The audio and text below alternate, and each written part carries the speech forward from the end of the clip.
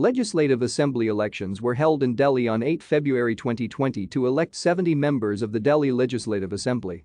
Voters' turnout was recorded at 62.82%, a decline of 4.65% from the previous assembly election in Delhi, but 2.2% more than the 2019 Indian general election in Delhi. The term of the assembly elected in 2015 expired on 22 February 2020. The Aam Aadmi Party, led by Arvind Kejriwal, won 62 seats to claim an absolute majority in the elections.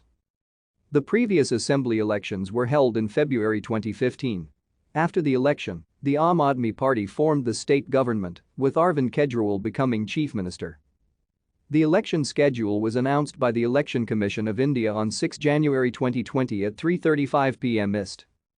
The Aam Aadmi Party released a 10-point guarantee card on 19 January 2020, promising. AAP released its elaborate manifesto with 28 key points on 4 February 2020. It promised.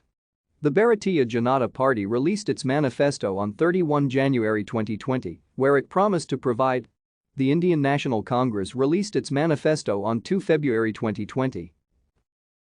Thank you for watching. Like and subscribe if you would like to view more of our videos. Have a nice day.